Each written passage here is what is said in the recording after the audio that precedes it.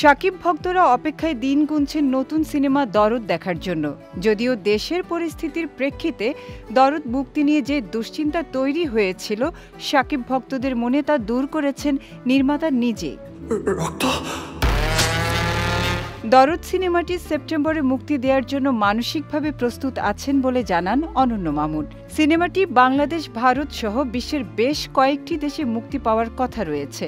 অনন্য মামুন জানিয়েছেন, পূর্ব পরিকল্পনা অনুযায়ী দরদ মুক্তি দেওয়া হবে, তবে অনেক কিছুই নির্ভর করছে দেশের সার্বিক পরিস্থিতির ওপর। এবার দরদের নির্মাতা সিনেমাটির দেশের বাইরে সেন্সর নিয়ে একটি ভালো লাগার কথা শেয়ার করলেন। ২১ আগস্ট অনন্য মামুন তার ফেসবুক এক পোস্টে লিখেছেন, শাকিব কি দারুণ করেছে, অসাধারণ, কি দরদ দিয়ে অভিনয়টা করেছে। যখন ভিন দেশের সম্মানিত ব্যক্তি এত আবেগ নিয়ে কথা বলে, শুনতে কি ভালো লাগে। সত্যি আজ আমার ও আমার দরদ টিমের জন্য স্পেশাল ডে। অনন্য মামুনের সেই পোস্টে শাকিব ভক্তদের একজন লিখেছেন, দরদ আসছে তুফানের রেকর্ড ভাঙতে। নাইম ইসলাম নামের একজন লিখেছেন, ২৯ আগস্ট দরদের গান চাই, অনেক ডেট চেঞ্জ করেছেন, এবার আর না।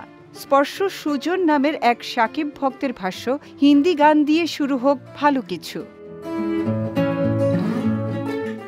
শুধু বাংলাদেশ, ভারত নয়, বিভিন্ন দেশে সেই দেশের ভাষায় ডাবিং করে সিনেমাটি মুক্তির প্রস্তুতি চলছে। এরই মধ্যে কিছু দেশের সেন্সরও পেয়েছেন বলে ইঙ্গিত দিয়েছেন মামুন।